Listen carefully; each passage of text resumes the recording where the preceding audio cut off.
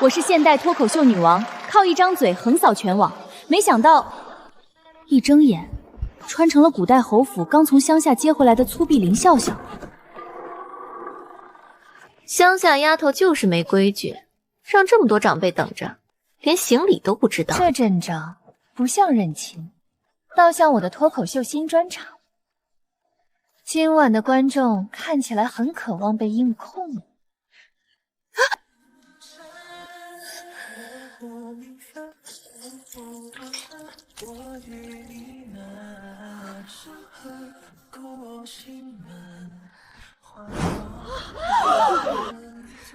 千错万错都是我的错，大家千万别怪母亲没教好她。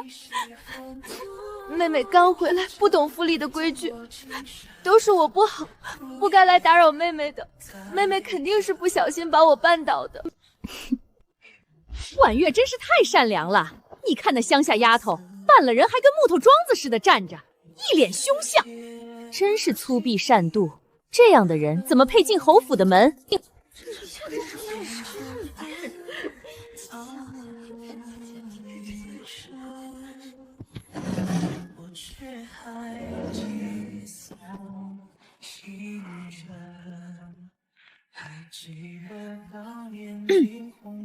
各位夫人，各位小姐，大家请看，我们来做一个简单的现场复盘。我与姐姐刚才的直线距离大约是3步，酒杯落地的位置距离姐姐的裙摆大约是5步。根据物理学，抱歉，根据常理推断，这个倒地轨迹就非常诡异。简单来说，要想让一个成年女性在平地上以如此优美的姿态飞出这么远，施力者也就是我，刚才那一推，起码得动用了60年的内力。所以各位误会了，我不是一个从乡下来的粗鄙村姑，我其实是一位深藏不露的武林宗师。爹，要不咱跟兵部报备一下，别搞什么认亲宴了，我这就去边关杀敌，为国尽忠，岂不美哉？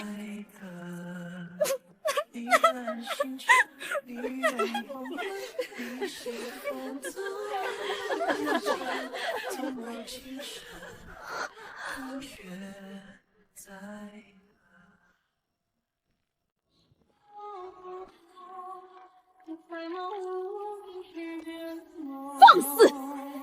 忤逆不孝，破坏家风，还不快给你姐姐认错！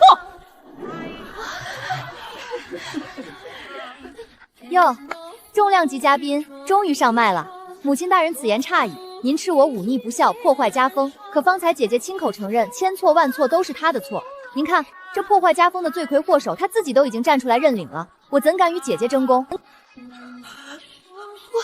我说的错，不是那个意思。哦，那姐姐的意思是你犯了别的错，是江南水灾你引的，还是北境大旱你求的，亦或是今早皇上龙体欠身胃口不佳，也是你惹的？我没有。那你到底犯了什么错？如果天下间的大错你一概没犯，那你凭什么大包大揽说千错万错都是你的错？揽下了又不认，姐姐，你这种行为在我们那儿叫画饼，很没有诚意啊。我心口好痛。各位夫人请看，这是顶级绿茶表演的经典收尾动作，弱柳扶风式昏厥法。要点1，眼神必须仰望屋顶，45度在眼眶里打转，让夜间营造出极致的破碎感。要点2，身形要晃，但不能真倒，得给人一种我很脆弱，快来扶我的暗示。技巧堪称满分，情绪也十分到位，就是缺乏一点新意。建议下次可以配点背景音，比如箫或者古琴，效果会更上一层楼。婉月，牙尖嘴利，只会逞口舌，全无妇德。今日便让你知道什么叫家规森严，拉下去，家法从事。若不打你个皮开肉绽，难解我心头之恨。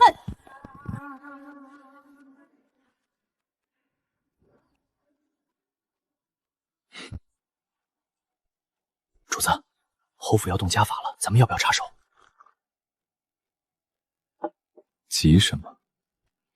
你看那个小姑娘可有害怕神色？好戏才刚刚开场。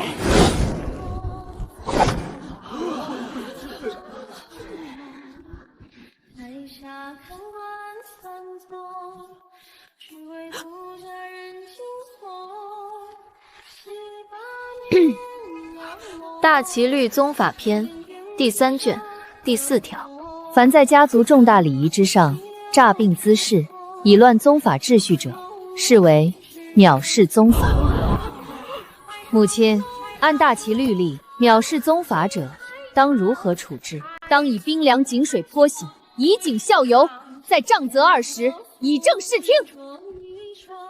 您是要包庇一个蔑视宗法的罪人，与大齐律法为敌吗？你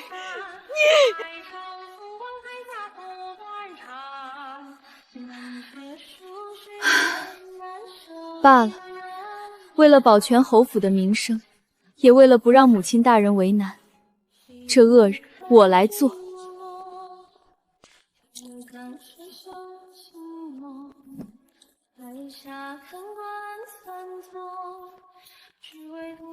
姐姐，得罪了。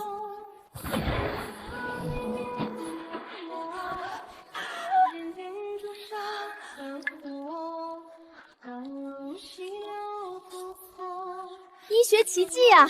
大家快看，大齐律法就是好，药到病除，专治各种疑难杂症。我姐姐这病，连太医都束手无策，一盆灵水下去，立刻痊愈了。宾客们带着满肚子的笑料和谈资，心满意足地离去。可以预见，不出一天，侯府庶女董法手里一盆冷水救活嫡姐的奇闻将传遍京城每一个角落。而我，乡下庶女是个懂法且嘴毒的硬茬，这个人设算是彻底立住了。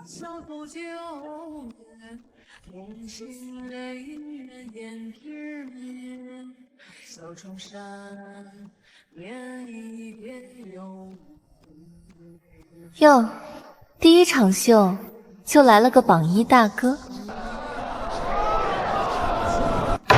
认亲宴闹剧成了京城第一谈资，我这个乡下庶女林笑笑一夜成名。有人说我粗鄙，有人说我聪慧，但共识只有一个：平阳侯府这位不好惹。第二天清晨，这份不好惹的评语就得到了来自权力之巅的认证。听闻平阳侯府认亲宴上有庶女引经据典，以律法维护家风，心甚慰，此乃知礼守规之典范，特赐黄金100两、南海珍珠头面1套，以示嘉奖。钦此。一场差点闹出人命的家丑，怎么就成维护家风的典范了？我心里跟明镜似的，这背后要是没有昨天那位榜一大哥的推波助澜，我把林字倒过来写。首府大人裴宴，这是嫌火烧的不够旺，亲自给我添了一把干柴啊。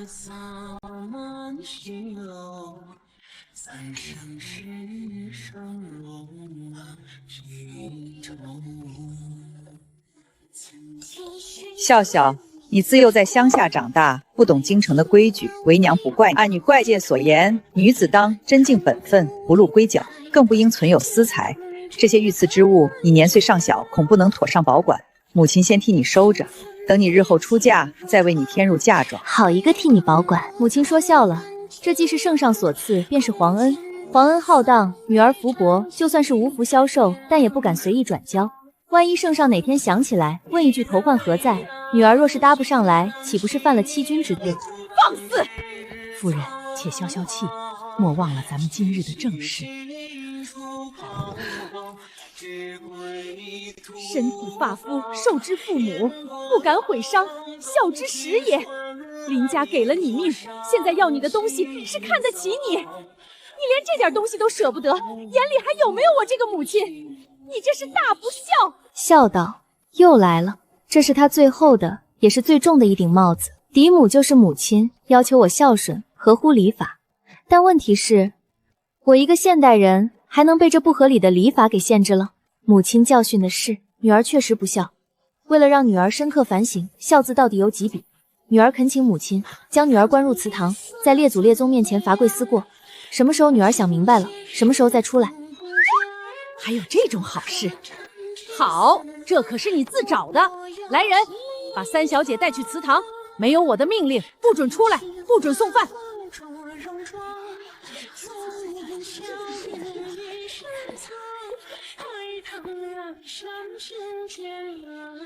任何一个古代女子面对此情此景，恐怕早已吓得魂飞魄散。但我没有，即使穿越了，我也是坚定的唯物主义者。不错，这混响效果够天然，这沉浸式氛围够地道。小姐，你要的东西。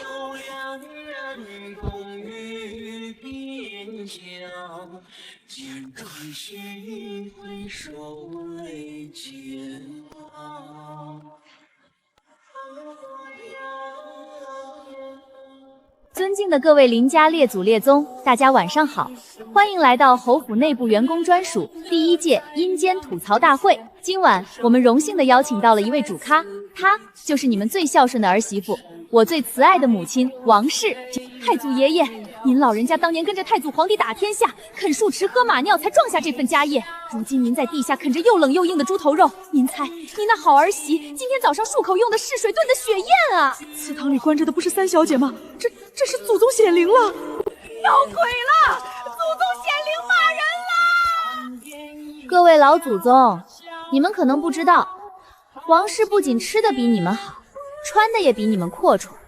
我粗略计算了一下，王氏身上一件蜀锦做的长服，价值50两白银；她头上那根点翠金钗价值80两；她每天漱口的茶都是明乾龙井。这笔账算下来，她一天穿戴吃喝的用付足够咱们大齐一个百人队1整月的军饷。太祖爷爷，您当年多节省才创下这份家业，王氏现在一天就能花掉您当年10年的军费。他拿着您拼死拼活换来的家业去享福，却让您在地下啃冷猪头肉。他还口口声声教导我要孝，这是什么？这就是典型的宽于利己，严于待人。这就是对祖宗的大不敬，对家风的彻底败坏。这是大不孝中的战斗机小小 Plus 版啊！主子说了，让他玩得尽兴点，那就都听得清楚点吧。王氏不孝，奢靡无度，败坏家风。这哪是三小姐在说话，分明是林家的列祖列宗在集体开会，公开处刑啊！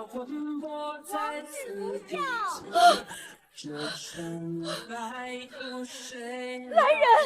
来人！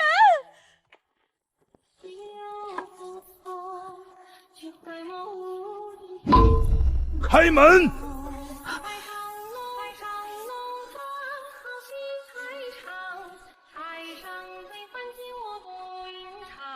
把锁打开。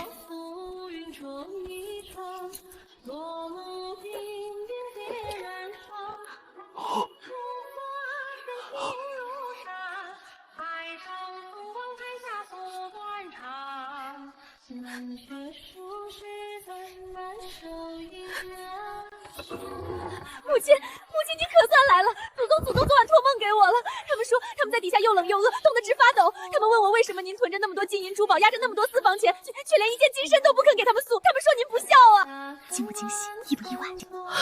王氏，笑笑说的可是真的？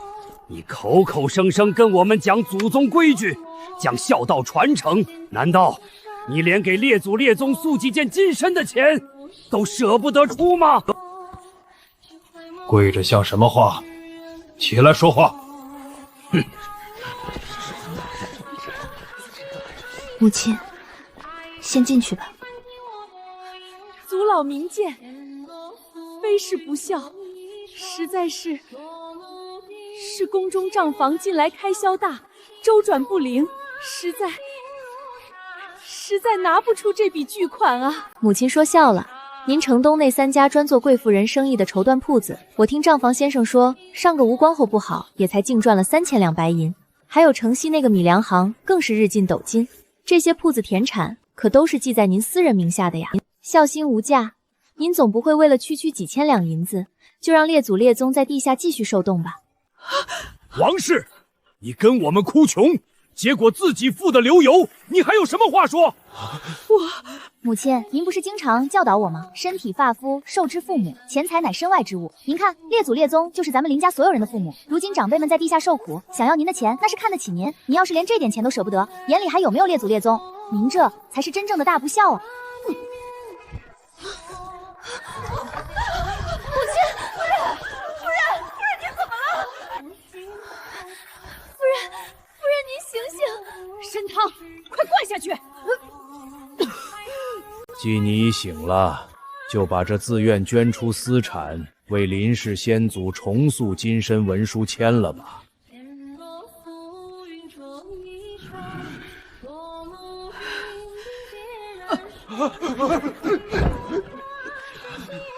好啊，我林家有此至孝至纯又深明大义的子孙，何愁家业不兴？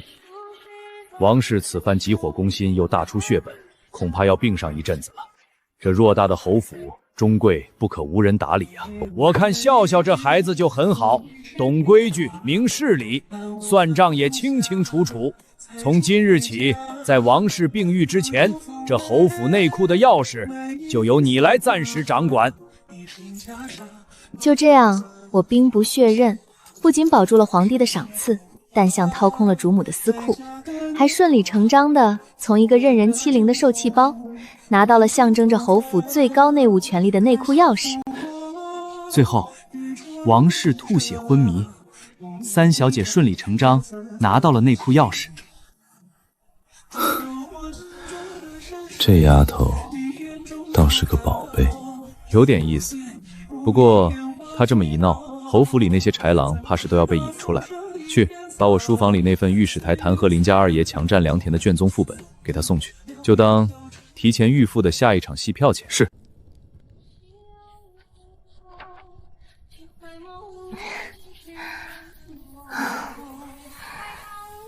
小姐，三小姐不好了！二老爷一家带着老夫人从乡下祖宅杀过来了。他们说大哥常年征战在外，口也软弱无能，要接管侯府。老夫人还说您抛头露面败坏门风，要立刻把您寻个由头，嫁给城西那个出了名的家暴狂李屠夫的傻儿子。正愁没有素材，这群说相声的搭子就自己送上门了。侯府这外强中干的烂摊子，正需要人来背锅。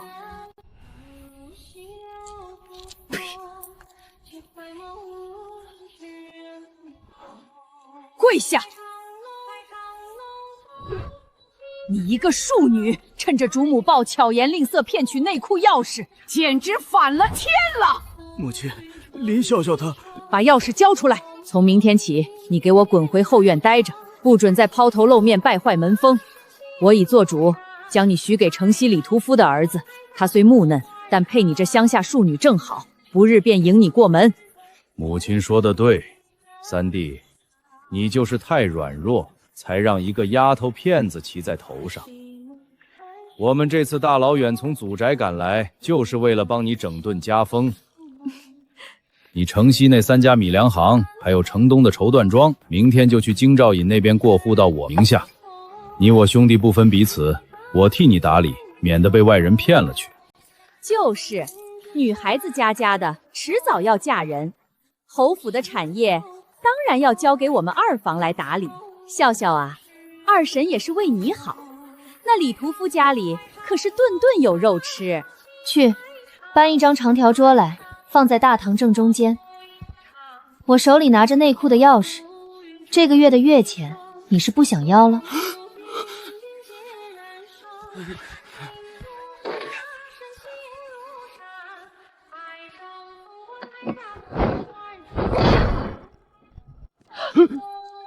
各位，欢迎来到平阳侯府第1届吐槽大会。今天我们的辩题是：脸皮厚是不是一种绝症？放肆！没大没小，大哥，这就是你教出来的好女儿，竟然敢在长辈面前大呼小叫！今天我就替你好好管教管教她。二叔，您刚才说兄弟同心，你的就是我的，对吧？长兄如父，我拿他的产业理所应当。二叔向来明事理，财物不分你我。昨日我带你向皇家赈灾款项捐银10万两。二叔，您看这钱什么时候把窟窿补上？京兆尹的人明天一早就来收账。胡说八道！我哪有钱捐给皇上？10万两？你把你二叔卖了也不值10万两。没钱，江南水灾，百姓流离失所。皇上下旨号召百官捐款，你不肯给皇上捐钱。我不是不肯，我是没钱。你既想要侯府最赚钱的米粮行，为何不肯捐粮给朝廷？莫非是心存不满？我没有对朝廷不满，你别乱扣帽子。没有不满，那你囤粮不捐，意欲何为？招兵买马？二叔，你这是要造反啊！你血口喷人，我就是个乡下地主，我造什么反？我真的没钱啊！没钱还敢上门索要商铺，敲诈官员家产乃是重罪，一律杖50，流放3000里。二叔，你罪加一等。老爷，反了，反了！你这是大逆不道！老夫人最好先看看地上的东西。二叔在老家强办了300亩良田，还打死了2户定农。这份卷宗明天一早就会出现在御史台的案图上。这件事可大可小。老夫人，如果闹到皇上那里，你猜皇上会如何惩罚二叔？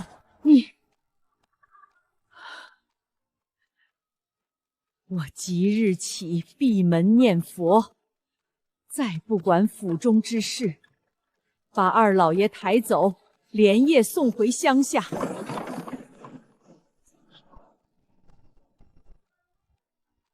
就这，二叔连夜逃回祖宅，2度昏厥。这一仗让我在平阳侯府树立了绝对威信。从今天起，实行功过格绩效考成，做得好赏，倚老卖老阳奉阴为的滚！整个侯府的风气焕然一新，效率前所未有的高。府内安静了，有人却不好了。我的嫡姐林婉月现在患上了一种病，林林笑笑 PTSD， 只要听到我的声音，就觉得要被拉去公开处刑。昔日京城第一才女，硬生生被我逼成了社恐。对此我只想说，早知今日，何必当初。别拉我出去，别过来！笑笑还在对账，府里被你打理得井井有条，不知你母亲何时能痊愈？你母亲卧病在床，姐姐也闭门不出，一家人僵持下去，终非良策。家和万事兴。爹，您这人真有意思。府里太平无事时，便像隐身了一般，可一旦出了事，有了动静，您就咣一下跑出来，语重心长地主持公道。您说，您是不是咱们侯府的棒槌？只有在需要和稀泥的时候，才想到自己的存在。你总劝我家和万事兴，可当初王氏林婉月陷害我，全府取笑我，王氏要动家法，老夫人逼我嫁屠户之子时，你除了荒伤擦汗，何曾出手相助？当初我受欺负，你信奉强者为尊，选择默语；如今我凭本事取胜，你反倒劝我以和为贵。爹，您这不叫主持公道，您这叫选择性执法。偏心也不是这样偏的，太明显了啊！他偏心是真，却性情软弱，知廉耻。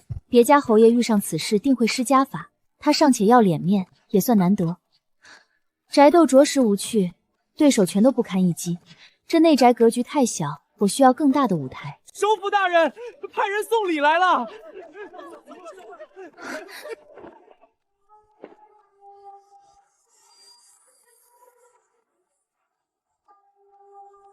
林大小姐，首府赐礼，这是何等的荣耀啊！当朝首府，裴大人亲自给咱们二小姐题字赐匾。此匾为荣，亦为护身通行之凭。全城皆知我得裴院庇护，京中权贵必生波澜。他是特意为我铺路扬名，看着还不错。有何不敢？小姐，这可怎么办啊？诗会上尽是京城贵人雅士，若是吟不出诗，定会遭人取笑。往年便有人不堪羞辱投壶，这分明是鸿门宴，定是大小姐从中挑唆，旁身设局，存心让你当众出丑。分析的不错，有进步。哎呀，都什么时候了，小姐您还有心思开玩笑？要不奴婢现在就去书阁，把齐诗300首、齐词集选都给您搬来。小姐您连夜背诵，能背多少是多少。跟古人比诗词，纯属班门弄斧。这是他们的主场和规矩，我为何要遵从？我要用我自己的逼技爱墨，打败他们所有人。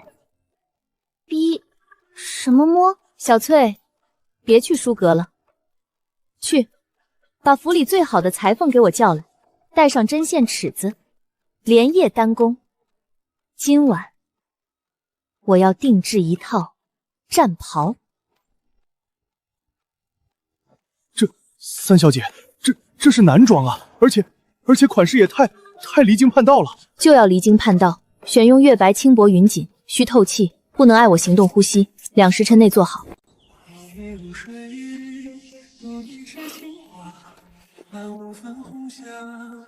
出发。站住！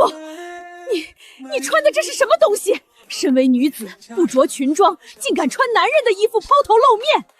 你是要将我们平阳侯府的脸面丢到阴沟里去吗？母亲，首府大人昨日刚赐下铁齿铜牙的牌匾，今日便邀我去参加诗会。您现在拦着我不让我去，你是觉得首府眼光不行，还是要我即刻去大理寺告你蔑视首府，阻挠圣上嘉奖之人？啊，怎么回事？哟，这不是侯府的马车吗？怎么走得这么慢？是马没吃饱，还是车夫腿软啊？喊话！内阁首府亲赐铁齿牛牙牌匾的林府小姐在此，谁敢上前碰瓷，惊扰了贵人，自己掂量掂量后果。权力的味道确实不错。你便是平阳侯府的林笑笑，听闻你口齿不凡，今日曲江诗会，若能做出佳作，我便认你有才；若是不能，本郡主就亲手让人撕烂你的嘴。郡主说的是，林小姐，诗词讲究风雅，不同于市井纷争。我们先行献诗，也好避免你不通格法，当众出丑。淤泥不染尘，清风度我身。莫与凡草舞，自有玉露恩。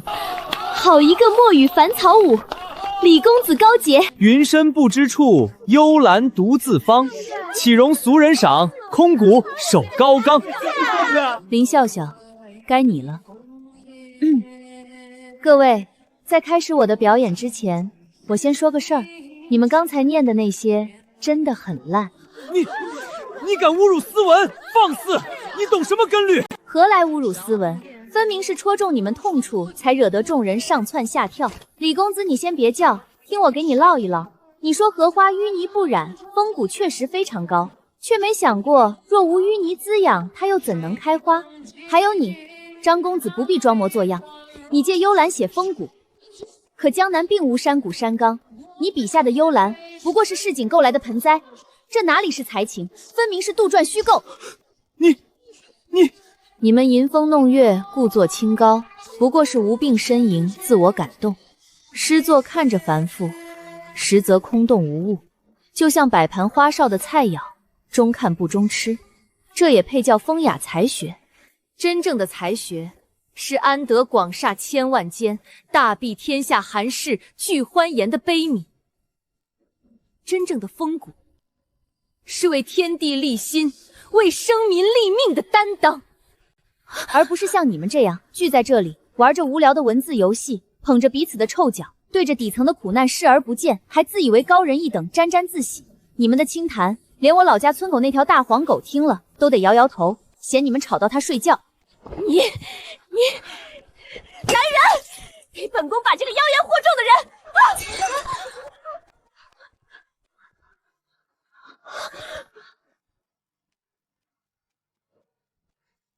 不错，继续输出，本官喜欢看。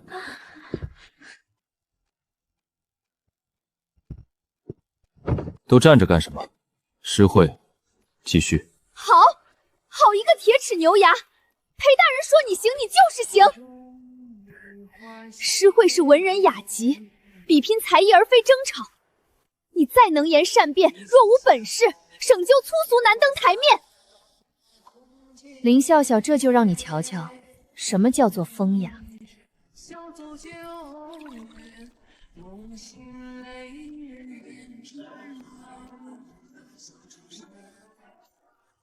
郡主秦恕，以真化境，此曲只应天上有，人间能得几回闻。林笑笑，该你了。你若弹得出来，今日之事，本宫既往不咎；若弹不出来，便是欺世盗名之辈，自己滚出曲江池，从此不准在京城露面。我不会弹琴。我就说他是个草包，还以为多大能耐，原来是个只会耍嘴皮子的村姑。但是，谁规定音乐就非得是你们这种死气沉沉的调子？哟，听我说，你说你高山流水觅知音，我看你弹琴就像是在手抽筋。阳春白雪，听得我想睡，不如我给你来段社会摇的 beat。装什么忧郁，玩什么深沉，姐姐我玩的是现代的灵魂。你的琴声听着是高级，可连个重音都没有，软的像坨泥。别跟我扯什么来风花雪月，我只关心今天股票是红还是绿。够了！你这奏的是什么靡靡之音？粗鄙下流！郡主殿下，你刚才那首高山流水，连骨架都是错的。你师傅难道没教过你吗？其中流水段第3个8度的角音后面接的应该是3分皮亮律的轻语，而不是你弹的那个变功轻语？怎么可能？你这个乡下丫头懂什么？妖言惑众，琴艺不过小道，真正的风雅在于书画的意境。林笑笑，你敢不敢与我等比试丹青？对，比划，有本事你再评一评画。书画讲究的是意境，是神韵，是留白。我倒是要看看有什么画。行吧，返场加演一小段。笑死人！唉，这画家把梅花画得跟得了鬼子甲似的，每一个花瓣都充满了对这个世界的不满和控诉，尤其是这枝干，走位清奇，角度刁钻，完美展现了骨赞疏松的后期症状。这画的不是傲骨，是风湿骨吧？这幅肥而不腻，你看这体的眼神，尝出了富贵人家的安详。这哪是猛虎下山，这分明是准备回家吃饭啊！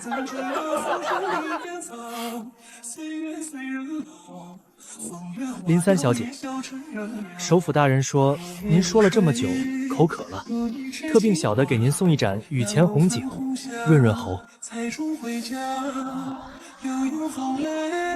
凭什么乡下出身的林笑笑能得他这般偏爱？我引以为傲的才情、容貌与家世，全都被他狠狠碾碎践踏。乡下丫头，我杀了你！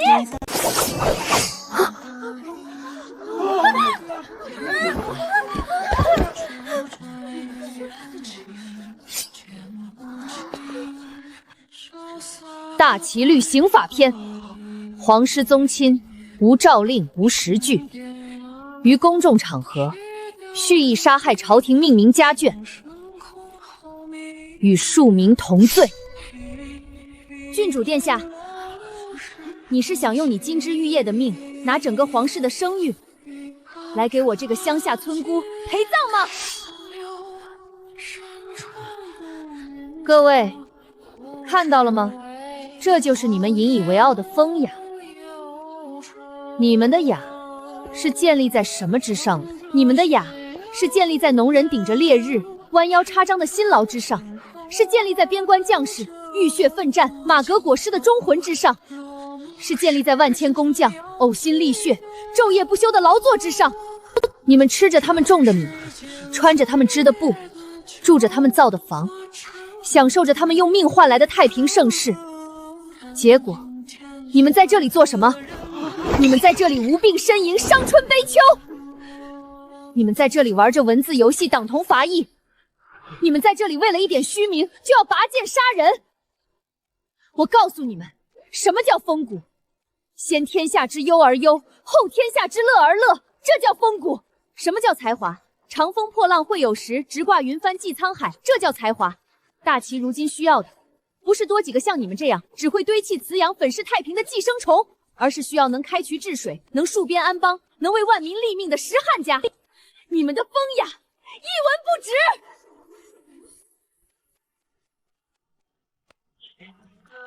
说得好！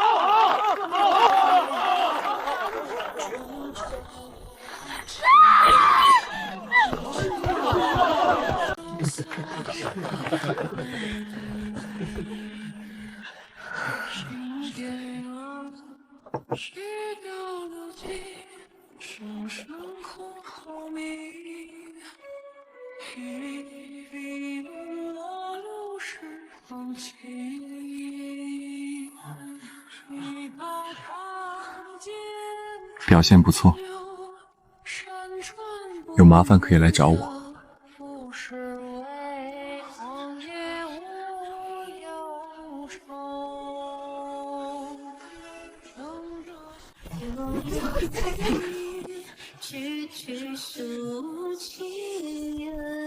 我跟你们说，那林笑笑在乡下的时候，那叫一个浪，我们村的粪铲子都快被他盘包浆了。没错没错，他还给我写过情诗呢，可惜我不识字儿，拿去糊墙了。快去请族中的叔公伯祖开祠堂！以败坏门风的罪名，把他给我装进猪笼，沉入共成河。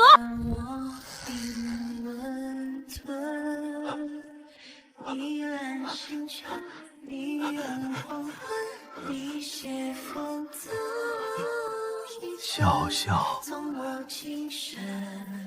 为了侯府，为了林家的100年清誉，爹，求你了。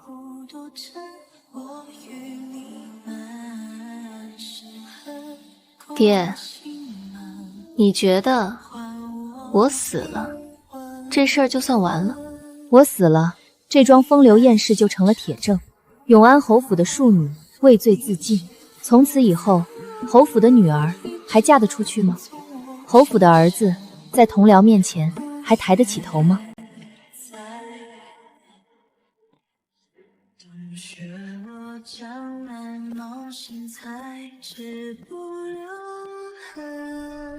主子让属下转告林三小姐，造谣的人有城西说书的、城南演戏的，一共7人。只要小姐点头，今晚子时之前，他们都会彻底消失。首府的人还要杀人？回去告诉你家主子，多谢好意，但暴力不能解决舆论，魔法才能打败魔法。哭丧着脸干什么？去把库房的钥匙拿来，再备车。去哪儿？这帮造谣的狗东西，简直是免费给我做宣发呀！这么大的流量，不吃白不吃。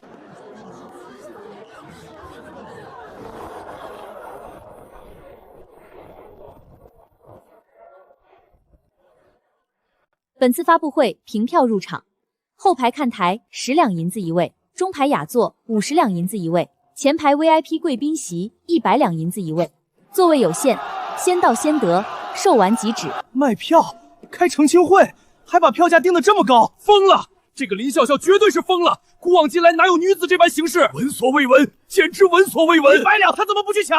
花100两银子去听他讲自己的风流轶事，我有病吗？兄台，此言差了，你不觉得这事儿很有意思吗？走走走，去看看。我倒要看看他葫芦里卖的什么药。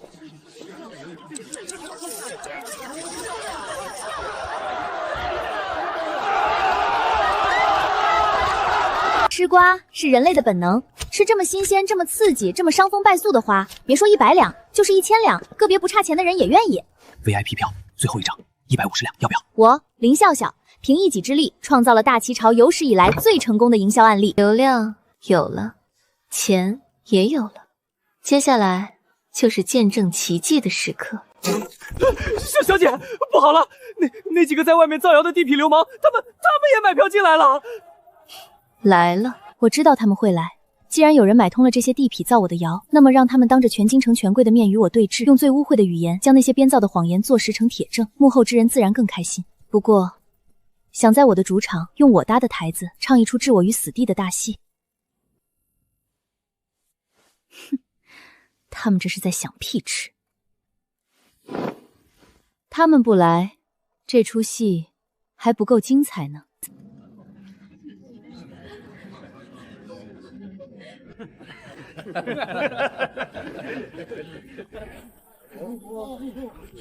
谢谢大家来听我的相声，哦不，来参加我的澄清会。听说我最近在京城很火，火到什么程度呢？连我院子里那条叫旺财的土狗，前天出门溜达都被人拦住，悄悄问他是不是我在乡下时的老相好之一。好了，笑话说完，我们来聊点正事。第一条指控，林氏笑笑，水性杨花，在乡野之时夜夜翻墙，与村头地痞张三私会于苞米地。张先大哥是吧？没错，就是老子。好，各位可能不知道，我乡下那个院墙可不低，足足2丈高，墙头顶上还密密麻麻的插满了碎瓷片和铁镣铐，防的是山匪。有道理啊，2丈高，那不是跟城墙差不多了？还插着铁蒺藜，这是练的铁裆功吗？你胡说！哦，不高吗？那我建议顺天府派个衙役去我乡下老家实地测量一下。如果我说谎，我当众认罪。如果墙真的有2丈高，张三大哥，你这当众污蔑侯府嫡女的罪名可就坐实了。我还听说有指控我不知廉耻，曾手书情诗一封，赠与邻村混混李四。李四大哥，对吧？没错，那情诗写的可肉麻了，可惜被我拿去糊墙了。各位，这位李四大哥，据我所知，大字不识一个。去年我们村公厕翻修，他喝多了走错门，愣是把茅房门口那个斗大的南字认成了大字。李四大哥，我就特别好奇，您自己都说自己不识字，我是怎么给您写情书的？你都不识字，怎么知道那是情书？还是说我给您画了一幅画，画了个小人儿给您比心？有趣！给文盲写情书，这林三小姐是个人才啊！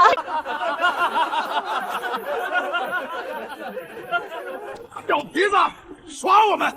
不管你如何巧舌如簧，也是你勾老子的！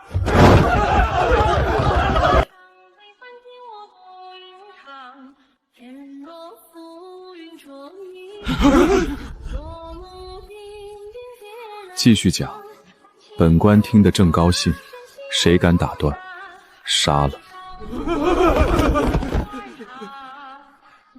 别跪着了，多影响市容。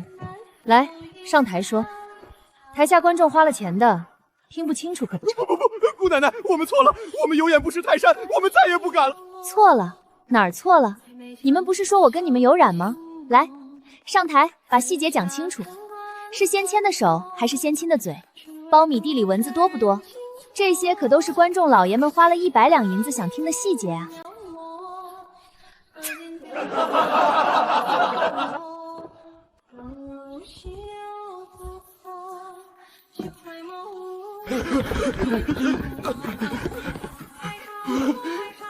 姓名吉怪，职业张三，京城无业游民。李四。各位看见没？专业团队，一个负责造谣体力活，一个负责造谣脑力活，还有一个估计是负责望风的。说吧，谁指使你的？不说也行。鬼笑。是永安侯府，是侯府的王夫人，她派管家找到我们，给了我们10两银子，让我们到处说您的坏话。10两银子，买通3个人，毁一个侯府嫡女的名声，这王氏也太抠了吧！打发叫话的呢。大伙儿都听听，我的清白就只值10两银子。母亲，你也太小看我了！我在曲江池开过专场，还和京城4大才子对过线，我这身价抹黑我起码也得10万两。10两，这分明是羞辱人！感谢各位今日的捧场。今日发布会所得的所有门票收入共计13200两，我宣布将其中1半以在座各位的名义尽数捐给国库，用于北地边军的冬衣采买。至于剩下的1半，我准备用它在这醉仙楼的对面盘下一家铺子，开办京城第1家，也是大齐第1家专门说新鲜事的茶馆。茶馆的名字我都想好了，就叫笑笑阁。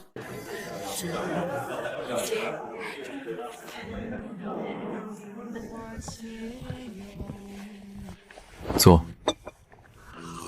今天这出戏，裴大人看的可还满意？戏不错，你的笑笑阁会得罪很多人，只能走一步看一步，光靠我一个人说声音太小，我想让更多的人听到我想让他们听到的声音。笑笑阁本官投了，资金、官府批文以及一切你在明面上解决不了的麻烦都由我来。那首府大人图什么呢？本官的政敌有点多，有些话本官不方便说，官使不方便记，但笑笑亭的段子可以。成交。林老板，以后合作愉快。裴大人，榜一大哥的位置你坐稳了。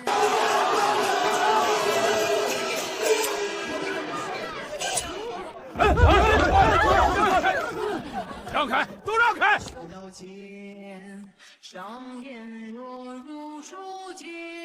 小姐，是礼部尚书孔德明，他可是朝中最重规矩的老顽固。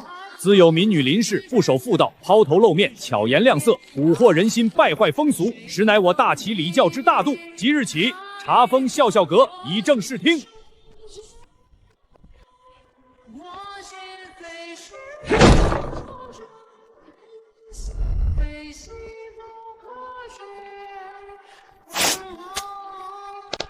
来人，搬张椅子来。成何体统！女子在外抛头露面，与伶人昌邑无异，败坏风气。我今日必封笑笑阁，以正视道，告慰先祖。孔大人，您刚才说我败坏风俗，有违礼教，对吧？然也。那我想请问孔大人，大齐律总计12篇，498条，其中哪一篇哪一条明文规定了女子不可兴商？东街寡居的王大娘卖豆腐，西市未出阁的李家小姐打理铺面，难道不算抛头露面？大人为何不去查禁？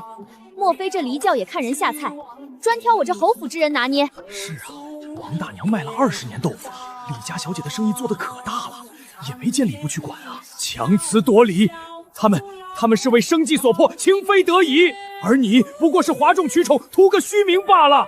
哦，我明白了，各位都听到了吗？孔大人的意思是，为了生计，就可以违背他口中的礼法。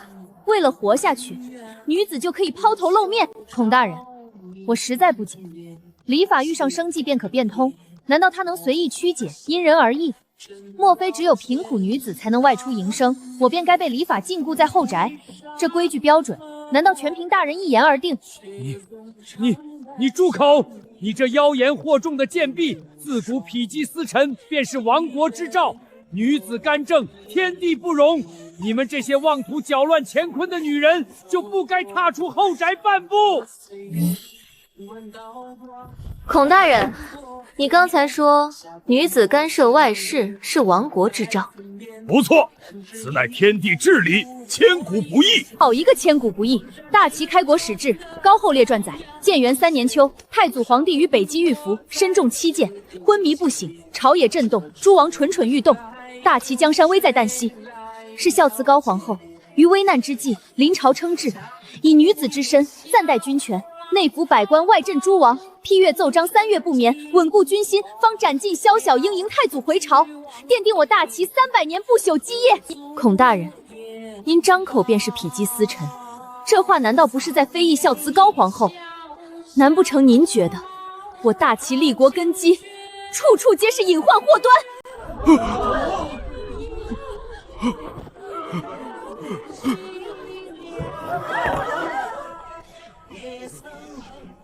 按大人这番道理论，孝慈高皇后主持朝政便是鼻基侧叶，行事有失。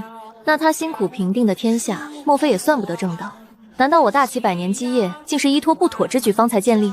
孔大人，你识大齐俸禄，想高官厚禄，心中却不认可我大齐立国之本。你穿的是大齐的官袍，心里想的怕不是前朝的天下吧？说，你到底是哪朝的忠臣？莫不是前朝派来乱我大齐江山的余孽？诛心，这是诛心之言啊！冤枉，老臣冤枉啊！老臣对大齐忠心耿耿，绝无此意。你这是断章取义，你这是偷换概念。偷换概念？我只是在顺着你的逻辑往下说啊。大人，你的逻辑它好像是个筛子，怎么到处都是漏洞呢？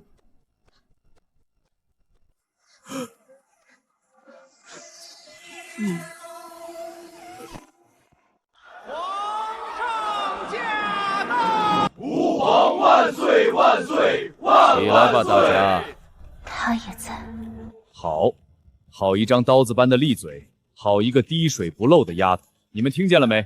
朕在纯文馆里听那帮老学中们引经据典，吵上3天3夜，都没这丫头一炷香的功夫来的精彩。这是在夸我？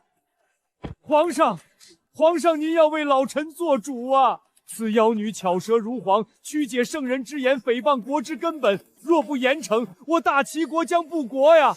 求皇上降旨，将此妖女就地正法。废物！你堂堂礼部尚书，朝廷2品大员，拿着朕的俸禄读了一辈子圣贤书，到头来连个小丫头的嘴皮子都辩不过，还有脸在这里哭诉？更何况你还敢妄议高皇后？是谁给你的胆子？朕看你这尚书之位是坐得太久，脑子都坐糊涂了。滚！给朕滚回去闭门思过。什么时候想明白了民为重，社稷次之，君为轻的道理？什么时候再出来见人？滚！你这铺子叫笑笑阁？回皇上。是。有点意思。你刚才那番辩论，朕在对面茶楼听了许久。虽说有些言辞过于犀利，但道理却是不差的。赌不如输，百姓的嘴是堵不住的。你这笑笑阁准备讲些什么？讲些皇上爱听的，也讲些百姓爱听的。油滑。王德，去取笔墨来。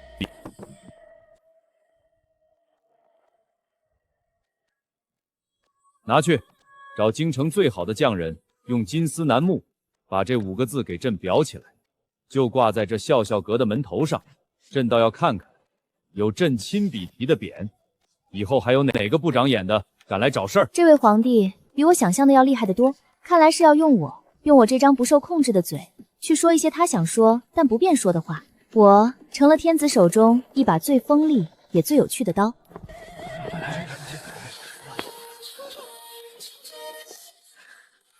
最大的危机过去了，接下来就是我的主场时间。都愣着干什么？挂牌盘，清场地，发请柬。今晚8点，笑笑阁首场专场正式开演。是，小姐，东家放心。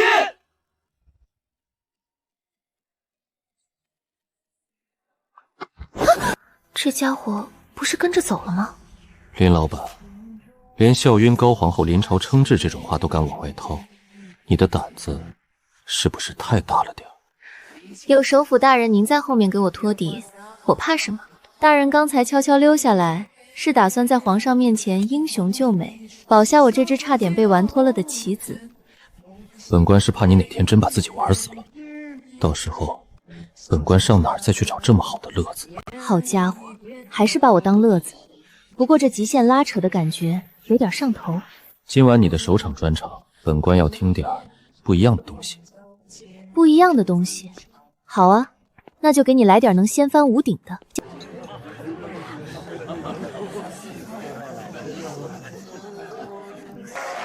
感谢各位爷捧场，今天咱们不说风花雪月，也不谈经义文章，咱们就来盘一盘我林笑笑这几天是怎么在京城 C 位出道的。话说前2天，有几位好汉花了整整10两银子，满世界说我在乡下的时候夜夜翻墙，私会村头张三，10位评评理，就想买的是对我个人品牌价值的侮辱。我跟你们说，想黑我，预算先加到10万两，不然我这天下第一嘴的御赐金匾，第一个不答应。京城的八卦市场潜力巨大，但是内容极其粗糙，所以我笑笑阁的第一个小目标就是给各位爷提供最新鲜、最独家、最高端的定制化八卦内容，保真、保刺激。好，光有八卦不够，还有才艺。前有郡主一曲高山流水，弹的是感天动地，就是有点费耳朵；后有4大才子，画的老虎跟橘猫似的，还非讲什么意境。什么叫意境？我跟你们说说，意境就是画的不像，但你得感觉它像。感觉不像怎么办？那说明你的境界不够，你得会吹捧，你得融入他们圈子。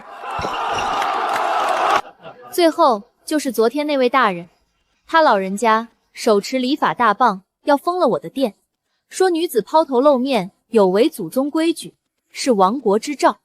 我当时就想问问他，大齐的军饷和插茶控10个里有9个都是女人，他们抛头露面了吗？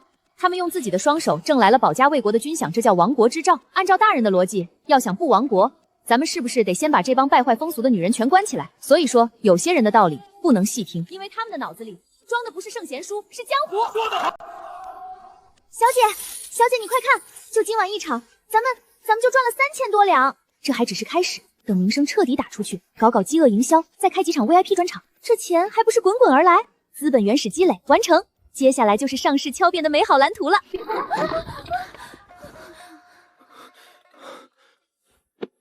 林三小姐，800里加急，军情密信。这玩意儿怎么会送到我这里来？北狄使团一抵京，名为朝贡，实为挑衅。北狄第一智者呼延灼，其人辩才无双，欲在国宴之上与我大齐群臣进行文化辩经，赌注是北狄3座城池的10年盛收，朝中腐儒无人能应。皇上有旨，召天下第一嘴。飞鸟不是鸟，因为它会飞，而笼中鸟不会飞。如此简单的道理，大学士竟然参不透吗？久闻大齐乃天朝上邦，文风鼎盛，今日一见，不过是一群只会摇头晃脑背诵死书的酸腐废物，大齐无人矣。陛下，臣举荐一人。何人？天下第一嘴，林笑笑。荒唐！国之大事，朝堂变更，岂能让个市井出身的女子登殿，成何体统？这要是传出去，我大齐皇室的颜面何存？裴首府，你莫不是被那妖女灌了什么迷魂汤，竟举荐此等人物？你是想让我大齐沦为天下笑柄吗？宣笑笑阁主林笑笑觐见。参见陛下，陛下万岁万岁万万岁！平身，有意思，真有意思。看来大齐的男人是真的死绝了，竟要派一个如此年轻貌美的小娘子出来撑场面。怎么，是辩不平就打算用美人计吗？这位使臣大叔，看您这日益后退的发际线，想必北狄风沙是挺大的吧？北狄的礼仪是专门教你们用这光可见人的脑门来反射我大齐宫殿的灯火，以示尊敬的吗？你这伶牙俐齿的贱婢！好，天下第一嘴，那我就来考考你。大齐以孝治天下，以礼法为根基。那我便问：若君父有错，为人臣子者，是顺从还是该直言？这位呼延大叔，我发现你这个人逻辑很有问题啊！你的问题从根上就错了。谁告诉你君父会犯错的？陛下受命于天子，天子若有过，那不是天向三子之错，而是天通过天子之行向天下苍生发出的警示。所以为人臣子，发现天有异象，风雨时调，及时上奏提醒陛下，这是替天行道，是为直言之中。而陛下依据天意降下旨意，我等奉天承运，遵从旨意，这是顺应天命，是为顺从之孝。我们大齐的孝是一种既要顺从又要直言的叠加态，它同时存在，互不干涉。只有在你这种不开化的蛮夷观测时，才会清仓做成你那非黑即白的愚蠢逻辑。我跟你说，这叫天人感应的量子力学。你一个连自己头发都留不住的蛮夷，懂什么叫治国，什么叫孝吗？妙啊！莫非是某种失传的天地之理？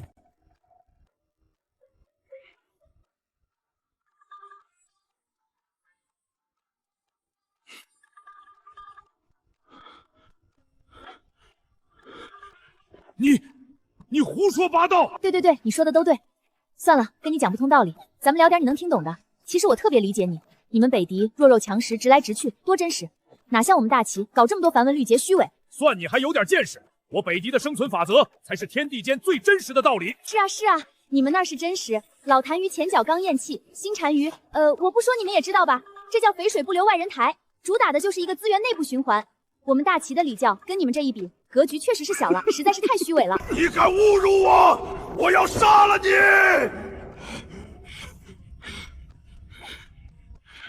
拿上来！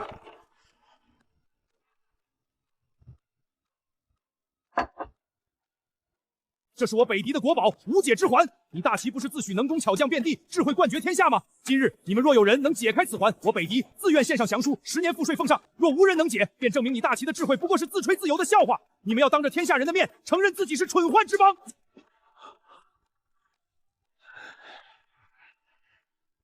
解开它，你们就认输，是吗？不错。好，这位将军，借你的刀一用。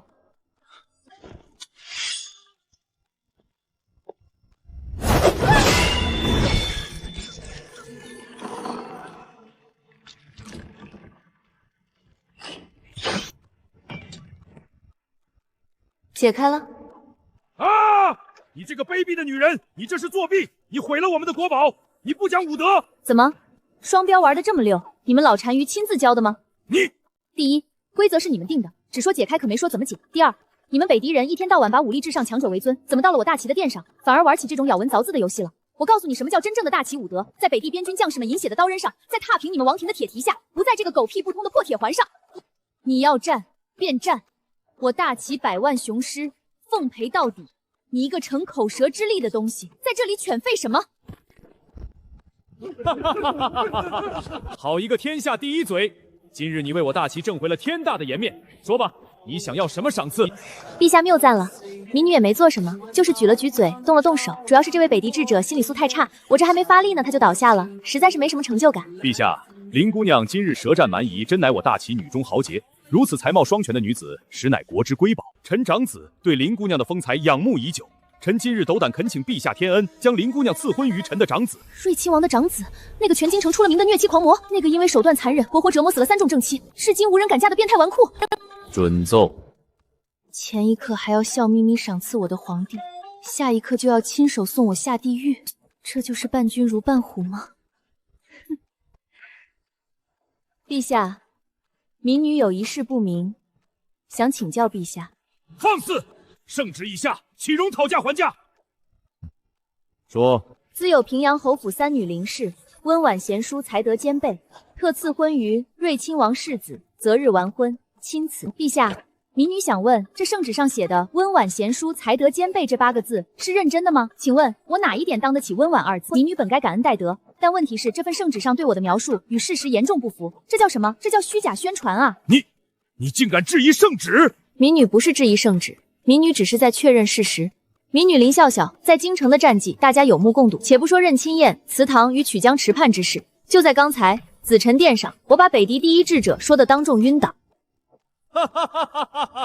我林笑笑是靠嘴吃饭的人，虚假宣传砸是我的招牌，毁的是我的信誉，断的是我的财路。我要是就这么认了，以后我还怎么在京城混？谁还敢来笑笑阁听我说相声？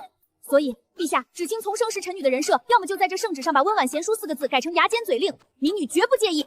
此女公然抗旨，藐视皇恩，按律当斩。陛下，臣有话要说。臣想问瑞亲王一个问题，王爷，您今日是以什么身份来求娶林姑娘？自然是以我儿父亲，以皇室宗亲的身份。哦，裴燕，你到底想说什么？哦，那臣再问王爷，您可知您的世子是何身份？当然是皇室宗亲。各位同僚，大齐律法宗室管理条例第3卷第7条写的是什么？哪位还记得？皇室宗亲若犯下杀孽，按律当革除爵位，交有司审理，与庶民同罪。王爷，您的世子3征正妻均死于非命，刑部的卷宗至今还封存在档案库里。一个身上背着3条人命的嫌疑人，您却以皇室宗亲的身份来求取陛下御封的天下第一嘴。王爷，您不觉得有些不妥吗？你血口喷人！那些女人都是病死的。病死的？3任王妃年纪轻轻，都是病死。王爷，您这个病可真是专挑您的儿媳妇下手啊！这病比您王府的家丁还听话。这门婚事你自己怎么看？民女在。陛下，各位大人，这门婚事民女不反对，但民女有一个条件。说。民女胆小，怕死，民女恳请陛下在大婚之前，由3司会诊，公开审理世子前3任王妃的死因。若审理结果证明世子清白，民女2话不说，立刻嫁过去，绝无半句怨言。若许结果证明世子殿下确实与3任王妃的死有关的话，你，王爷，您别紧张，只要您儿子是无辜的，这场审理就是对您王府最大的声誉败书啊！您该不会不敢吧？着3苏会审瑞亲王世子杀妻案，水落石出之日再议婚事。陛下，民女有一事相求。说。瑞亲王世子的婚事，既然要查，那便慢慢查，民女不着急。但民女今日想在朝堂之上，当着陛下和满朝文武的面，为自己求一门亲事。荒唐，简直荒唐！女子婚姻，父母之命，媒妁之言，你一个庶女，安敢如此妄为？王爷，您的圣旨赐婚我都没答应。这会儿我自己的婚事，您倒是挺上心。怎么，您那世子杀妻的案子，3司已经查完了？林笑笑，你要为自己求谁？陛下，民女求的这个人，就是他。哈哈哈哈哈！你要求娶当朝首辅？不是求娶，是求配。民女与首辅大人乃是两情相悦，志同道合，天造地设，不存在谁娶谁，这叫战略合作伙伴关系。理由呢？陛下，各位大人，第一，瑞亲王无非是想用婚姻拴住我这张嘴，让我闭嘴。而裴大人恰恰是朝堂上最不怕我说话的人，他赐我牌匾，投资笑笑阁，在曲江池给我端茶倒水，这说明什么？他欣赏我的才华，包容我的放肆。一个愿意让我搞事情的男人，比一个想让我闭嘴的男人更值得嫁。这个理由够不够？有理。第二，瑞亲王世子身上背着3条人命，至今逍遥法外。而裴大人，这位首辅大人虽然冷了点、凶了点，说话噎死人了点，但他至少没杀过老婆。据我所知，他连个通房丫鬟都没有，感情史比我的脸还干净。各位大人，一个零杀妻记录、零绯闻、零黑历史的男人，和一个随时可能被3丝砍头的嫌疑人，你们选谁？林笑笑，你说了这么多，朕只问你一句：裴燕，她答应了吗？臣求之不得。好，既然你们2个同意了，那传朕撤销瑞亲王世子与林笑笑的赐婚令，赐婚首辅裴炎与林笑笑，择日完婚。朕的金口玉言，够不够给朕的天下第一嘴撑场面？陛下英明。号外号外！当朝首辅裴燕，金銮殿上当众求娶笑笑阁主林笑笑为正妻。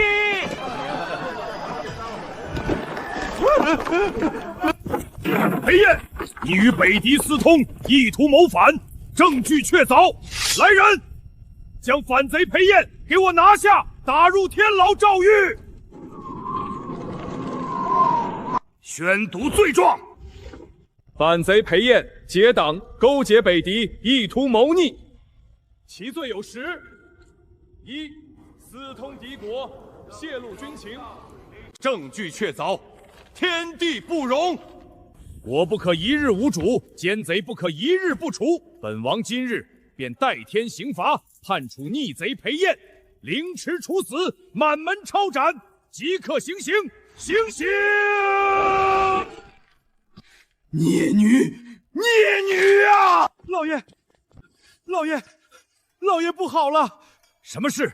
慌慌张张，成何体统？大小姐她……惹主！抬上东西，出发去皇宫。瑞亲王有令，全城戒严，任何人不得靠近皇宫，违令者杀无赦。我今日要用这块牌子进宫面圣，你要拦吗？放行。大胆罪妇，竟敢擅闯金銮殿！来人，给本王拿下！慢着！按照大齐律法，凡死刑须经大理寺刑部御史台3司会审，秋后处决。你们不经思思不定日期当朝杀人，这不叫审判，这叫草菅人命。各位大人别紧张，欢迎来到由我林笑笑独家冠名赞助的金銮殿真相吐槽大会。反了，真是反了，还愣着干什么？此女与裴燕乃是一党，是逆贼的同谋，给本王将她就地格杀。是。将军刀磨得错，最好先掂量掂量，是瑞亲王的口头许诺重，还是我怀里这块先帝御赐的免死金牌分量更重？林笑笑，你休要在此装神弄鬼！裴燕通敌叛国，证据确凿，今日谁也救不了她。哦，证据，来，把您那证据确凿的证据拿来给本届吐槽大会的唯一簪布商，也就是我观摩。哎，共商大计里应外合，写得真好，这字迹确实模仿的惟妙惟肖，下了功夫。王爷，您下次造假能不能走点心？这信上说是裴大人去年冬天亲笔所书，可这纸是江南制造局今年开春才进贡到京城的诚心堂3代。王爷，您能给我解释一下吗？裴大人是会时空穿梭，还是您府上的纸能预知未来？巧合，或许是裴燕记错落款日期。日期可以记错，人之常情吗？但这信上的丝印用的是朱砂印泥，红的是真喜庆。但全京城谁不知道我们家首辅大人对朱砂过敏，碰一下就得起一身的红疹子，所以他所有的丝印用的都是特调的蓝泥。王爷，您这枚是去天桥底下找老师傅献课的吧？人证，给本王带人证。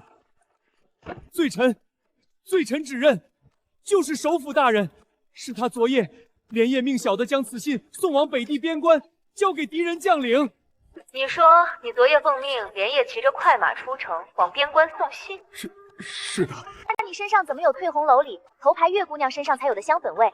你这马够强的，一晚上从首府骑到翠红楼，再骑到北地边关，最后还能活着回来上朝指证，这马力不去拉磨可惜了啊！我没有，我不是。妖言惑众，本王不跟你辩了，本王现在就杀了你！来人，给本王将这个妖女乱刀砍死！皇帝，朕的吐槽大会还没看完呢，你这么急着是想干什么？是王爷，是瑞亲王逼我的。他抓了我的妻儿，给了我1000两黄金，让我诬告首府大人。陛下明察，陛下饶命啊！废物！王爷，这场戏该落幕了。你说，你所做的都是为了大齐，就把赈灾的银两入了自己的小金库，把最精锐的1000匹战马搞到了蛮子的秋季围场。你为了大齐，边疆将士的棉衣都凑不齐，而你府上的狗却穿着丝绸小蟒。王爷，你这不是为了大齐，你这是为了大席。你是想把这大齐的万里江山连皮带骨吃干抹净，然后风风光光的办一场你自己登基的开国大席呀！为了大席，说得好啊！老夫活了60年，从未听过如此精辟的谋反宣言！哈哈哈哈！啊！妖妇，本王杀了你这个妖妇！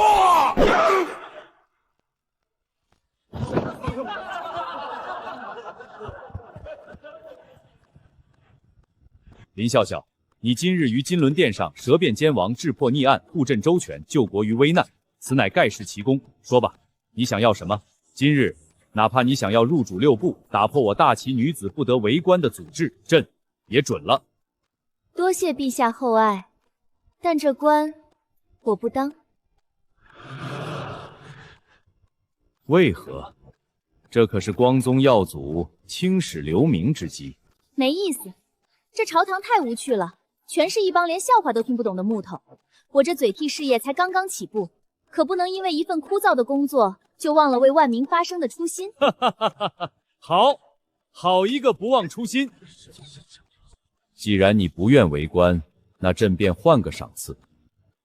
传朕旨意，瑞亲王谋逆篡位，罪无可赦，满门抄斩，家产充公，其党与3族之内一并论处。瑞王家产，朕赐你30%。另特许笑笑阁为皇家御营，上可达天听，下可传万民，任何人不得干涉。谢陛下。先别急着谢，朕看你们这身嫁衣不错，择日不如撞日，今日朕便为你2人当朝完婚。钦天监，臣在。今日可是黄道吉日，回陛下，今日紫气东来，龙凤呈祥，乃是100年难遇的绝佳婚配之日。好，来人，摆驾。朕要亲眼看着我大齐的国运与我大齐的喉舌紧紧结合在一起，水晶相生，国运昌隆。